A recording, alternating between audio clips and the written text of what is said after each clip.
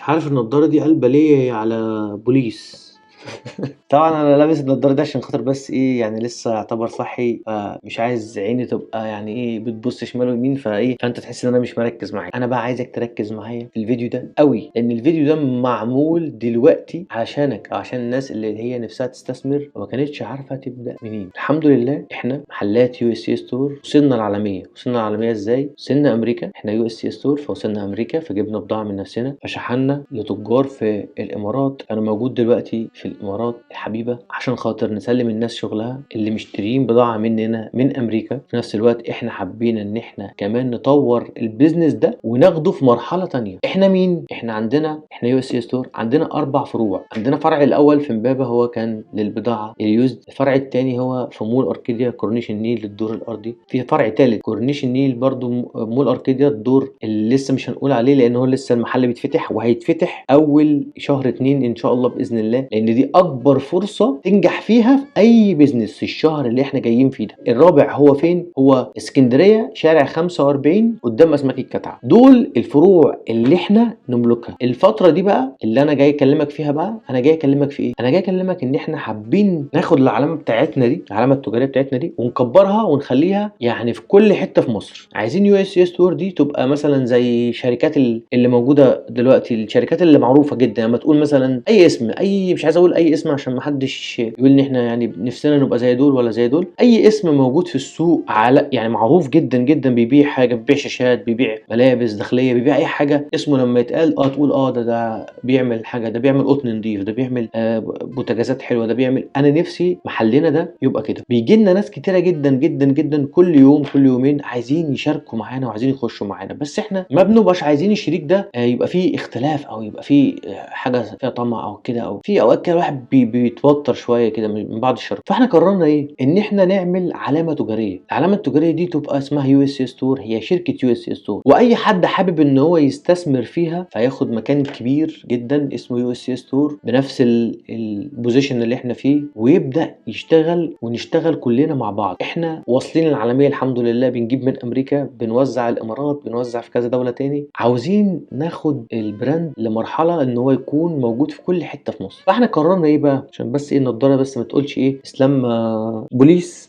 احنا قررنا ايه؟ قررنا ان احنا نفتح موضوع العلامه التجاريه ده. موضوع العلامه التجاريه ده هيفيدنا في ايه؟ انا كراجل صاحب بيزنس بجيب من امريكا وبجيب من هنا وبجيب من هنا، هخليك انت تبقى شغال تحت غطاء اسمه يو اس ستور، شغال فعلي ناجح ومجرب. البيزنس ده مش محتاج يخش فيضطر ان هو بعد فتره ما ينجحش قوي فيحصل هنا في دروب. تداخل تحت منظومه قويه جدا بقى لها 15 سنه في السوق، 10 سنين فعلي محلات وبيع واونلاين واوفلاين وكل حاجه. هيقطع عليك مشوار كبير جدا. احنا عايزين ناس تبقى كفء، اصحاب افكار، عشان لما نفتح 5 فروع كل واحد فرعه مخصوص بيه متاسس بيه بالتفاصيل طبعا اللي احنا هنختارها، اللي هي ما ينفعش تشتري من تاجر تاني عشان خاطر ضمان الحاجه ما يكونش فيها اختلاف ان هي اصلي او حاجه، او يبقى في اي شكوك بالنسبه للعميل بتاعنا، فالعميل بتاعنا يبدا يشتكي من حاجه. احنا بنكبر قوي، صفحات كتيره جدا بتاخد شغلنا بتعرضه عندها. فطب احنا ليه ما نفيدش الناس اللي نفسها تستثمر دي؟ اما يكون واحد مثلا هياخد فرع في التجمع، واحد هياخد فرع في اكتوبر، واحد هياخد فرع في مدينتي، واحد هياخد فرع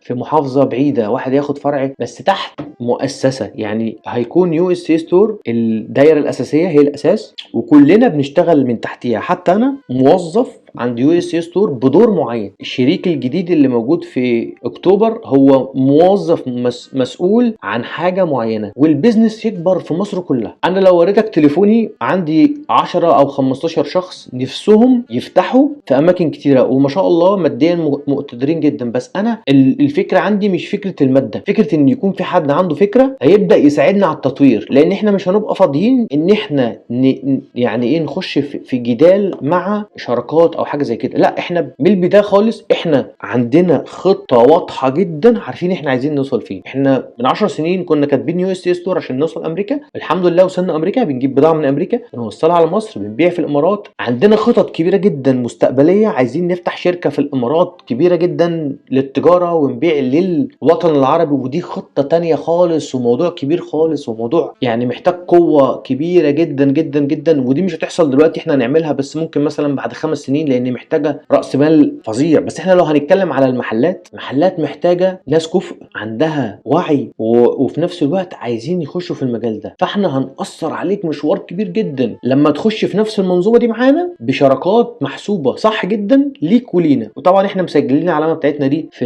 الغرفه التجاريه، ومسجلين كل حاجه والقيمه المضافه، وعاملين كل حاجه قانونيه البلد هتستفاد بيها. عشان برضو اي حد يفكر يقول لك العلامه التجاريه يعني ايه، ده لازم ان العلامه دي تكون بتبيع مش عارف كام مليون. ما اقدرش اقول لك الارقام، انا ما اقدرش اقول لك الارقام في الفيديوهات. احنا شراكات بتبقى ليها علاقه انت بتعمل قد ايه. شفت برنامج شارك تانك كده؟ انا لو ده رحت عندهم ممكن اخد يعني واحد منهم يفتح لي 20 فرع، فاهم قصدي؟ بنفس الافكار بنفس كل حاجه. الميزه عندنا ان احنا بنعرف نجيب شغل اصلي من بره، من امريكا، مضمون للعميل اللي بيتفرج علينا ده كويس قوي. وفي نفس الوقت انت داخل في منظومه مؤثره ومن اهم الناس اللي بتبيع احذيه في مصر، مش بشهادتنا احنا، بالارقام، تصوير والحاجات كتير قوي موجوده في السوق. الناس الحمد لله يعني بتاخد افكار كتيره جدا مننا دلوقتي وبتحاول تبني عليها. ربنا يوفق كل الناس. انا بفرح جدا لما حد بيردد اي كلمه احنا كنا بنقولها من 5-6 سنين. احنا من البدايه خالص احنا اول ناس قلنا يعني ايه الشوز يتباع بالسنتي، يعني ايه يتباع بالسنتي عشان الاونلاين ما يرجعش. الحمد لله احنا اول ناس على السوشيال ميديا كلها عملنا فيديوهات على يوتيوب وعملنا فيديوهات عامه عن الاحذيه. فكره ان حد بيشرح لك شوز في فيديو دي كانت فكره غريبه قوي، اللي هو انا هتفرج على واحد بيعمل شوز ليه؟ اكتب كده انت يعني USA ستور او اكتب اسلام زيزو من 5-6 سنين على يوتيوب، ما كانش في حد اصلا بيعمل ده. ايام الكورونا كانت ايام قوه جدا، كانت ايام قوه جدا لينا. الكورونا كانت اكبر مصدر تخلينا نفهم يعني ايه حجم السوشيال ميديا. انا بدات بقوه في السوشيال ميديا قبل كورونا يمكن بسنه، وفي الكورونا بدانا نتطور جدا جدا. فالازمات بتخلق مواقف عظيمه. الحمد لله انا من الاشخاص اللي عندي خطه كبيره جدا جدا جدا، والشريك اللي معايا حاليا نفس الافكار بتاعتنا كلها واحد. حابين الافكار دي تروح للعالميه بصراحه. يا رب يكون الفيديو مش طويل، بس انا كنت حابب اتكلم في حاجات كتير قوي قوي قوي، وبدانا ازاي وعملنا ايه وكنا بنجيب كام قطعه في زمان بس لا الفيديو ده مش ده. الفيديو ده بعد كده هنبقى نشرح بقى احنا بدانا ازاي وعملنا ايه ورحنا فين وجبنا ايه. الفيديو ده مخصوص للناس اللي حابه تستثمر وعايزه تفتح فروع كتير في مصر. الحمد لله عندنا بضاعه كتيره جدا جدا جدا تعمل 10 محلات. مش محتاجين احنا حاجه خالص. احنا كل الموضوع اللي احنا محتاجينه اشخاص عندها وعي، عندها خطه، وفي نفس الوقت عايزين يعملوا بيزنس كبير وخايفين يبداوا لا يحصل لهم اي دروب. احنا هنعديك من كل الدروبات، داخلين مع اشخاص عارفيننا وعارفينهم، كلنا هنستفاد من بعض. الفيديو ده معمول مخصوص علشان الناس اللي نفسها تستثمر يا جماعة، مش معمول عشان خاطر احنا مش عارفين نجيب بضاعة. احنا عندنا بضاعة في المحلات، عندنا بضاعة في المخازن تفتح 10 محلات الحمد لله. بس فعلا فعلا فعلا في فترة انت بتبقى محتاج فيها افكار معاك، عشان انت لو بتفكر لوحدك طول الوقت ممكن العملية تضيع منك. واحنا شهرين او حاجة هنكون موجودين في امريكا تاني ومشغولين في امريكا، بس هنعمل بيزنس هناك. دي مرحلة بقى تانية بقى، يعني دي مرحلة بقى موضوع. يعني خليك معانا لو انت راجل مستثمر وعايز تعمل حاجة قوية جدا، خليك معانا هتعمل حاجات عظيمة جدا جدا جدا. يا رب اكون افدتكم في الفيديو ما اكونش طولت عليكم. السلام عليكم.